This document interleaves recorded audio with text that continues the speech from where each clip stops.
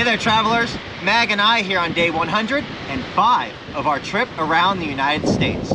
We tried to push our way out of the Sand Hills last night, and we actually made pretty good distance. We got stopped though because our next upcoming target was at a cemetery, and you don't want to be in the cemetery in the middle of the night. So we found a good place to lay down, get some sleep, waited until sunrise, and start the day again. I'm not sure if it's for better or worse. The rain has stopped, which is fantastic, but that wind we were experiencing in South Dakota has come right back, ripping and roaring as hard as ever. It is a cold morning out here, and it's all we can do to get out of the car, get the geocache, and quickly get back in and warm those hands up. We're definitely looking forward to getting out of the Sand Hills very soon here. We have a 330-mile route today, of which we covered about 60 of it last night. From here, we're going to be going east, directly across the center of the state. Our goal for the day is Norfolk, and once we get there, we know we're done, because there's a lot of good geocaches in Norfolk that we want to try our hand at, and that's going to take us until well after dark. Between here and there, it looks like it's going to be some cold, windy miles, and we're just hoping that it'll warm up a little bit here. But as you know, one way or the other, the geocaching is going to continue. So come on, let's go see what today has in store. It was quite the interesting drive making our way back out of the Sand Hills today. As they had on our way in and the night previously, they seemed to stretch on forever ahead of us, one rolling sandhill after the next. Then it felt like all at once the hills had thickened out and farmlands appeared on the left and the right of us. We made our way up to a hilltop just to verify what our eyes were telling us. But nope, it was true. We had finally made our way out of the sandhills and back into civilization. Whew, what a trek that had been. Coming into Taylor, the only remaining town in Loop County, we first stopped by the Veterans Memorial. And it turns out we weren't the only ones out here paying our respects today. Despite having a population of only around 190, Taylor feels a whole heck of a lot bigger than it really is. That's because no matter which street you turn down, there's a life-size plywood cutout of a villager there to greet you. They appear all over town, living seemingly simple lives, standing beside buildings, on corners, and in yards. In the early 2000s, local artist Mara Santos hatched a unique idea to get visitors to stop in the little town of Taylor by creating an entire village of plywood cutout people. Although some are modeled after people who really did live in the town at one point, most are derived directly from the artist's imagination. And they represent what people in Taylor may have looked like in the early 20th century. Some of these people look so lifelike that people driving through town have stopped upon seeing them, waiting for them to cross the street. Her ultimate goal is to create enough villagers to double the population of Taylor. And she is well on her way to that goal. With over 100 plywood villagers already around, it's increased more than 50%. And her efforts seem to have paid off. Passerbys are intrigued by the plywood characters and want to know more, so they come to Taylor for the story. Or, like me, rather than blowing through the small town, as I've done with so many others through the state, they stop to see what's going on. Of all of the interesting places I've seen in Nebraska so far, Taylor definitely takes the gold prize medal. And this also ties back to the recurring theme that we've been seeing over and over again in this trip. One person with a dream and a vision can accomplish amazing things if they set their mind to it and work toward accomplishing their goals.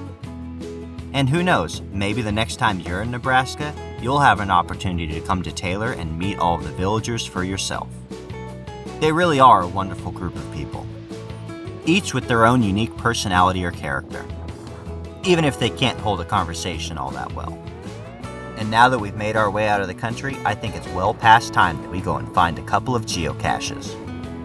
We'll start things off easy with a classic guardrail hide. Your usual guardrail hide in the most unusual place for a guardrail. That's a new one on me. This looks like a fantastic place to have a rodeo. And if there were some cowboys and horses lined up right now, I would have stayed for the show. But the place was empty, so we decided just to grab the geocache we came here for. And it blends right in with its surroundings. All the cartoonish people were all right. These two guys are maybe a little too realistic looking for me though. Hi! One of the must-visit spots on our list today was the Fort Hartsuff State Historical Park. Located a mere 6 miles southeast of Burwell, this state park preserves a typical U.S. Army cavalry outpost of the late 19th century. The fort was active between 1874 and 1881. Among its original surviving structures are the post headquarters, the enlisted men's barracks, the officers' quarters, the commanding officers' quarters, and the post hospital. Unfortunately, with the strong winds today, they did not have the buildings opened up because they didn't want the historical items damaged. However, we were able to tour around the exterior grounds and still get a chance to look into the blacksmith shop, where the wind is not strong enough to lift a single thing in here. So I'm driving along, looking at the map, trying to decide which targets I'm going to use, which targets I'm going to cut, and I noticed one that doesn't have a log. I'm like, huh, okay. Refresh the page. It says it was published in June, and nobody's found it. Well, there's got to be something wrong with the cache, right? Or nobody noticed that there was a new listing in town, and I have an opportunity to be a first to find on a new publication that has been sitting here since June. So let's have a look.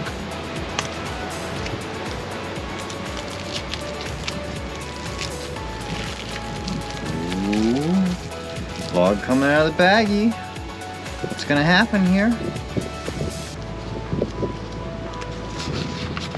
Okay, those are the instructions. Nothing for that.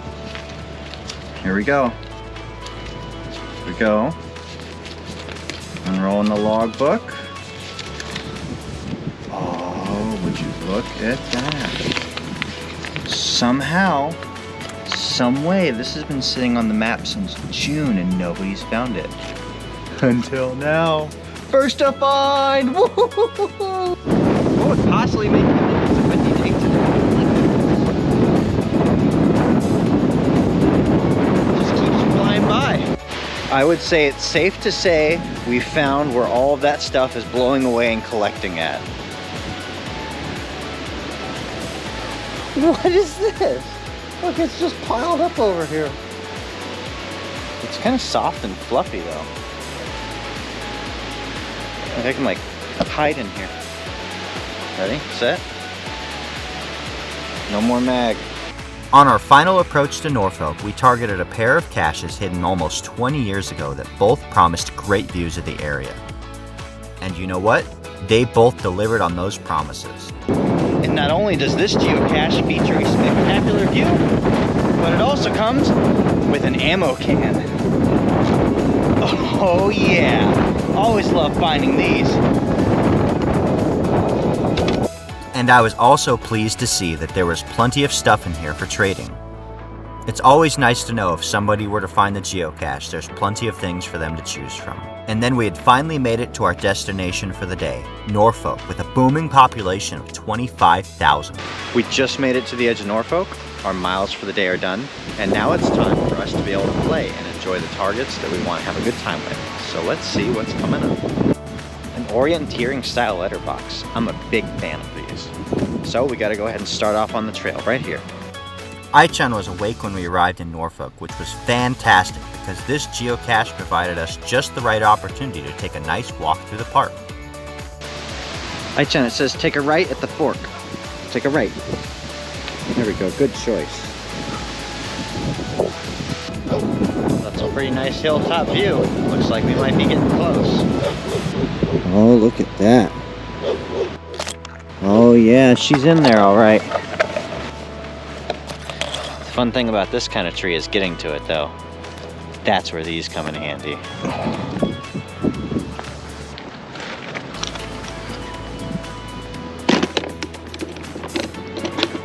Oh yeah, score. And what have we around this little corner here?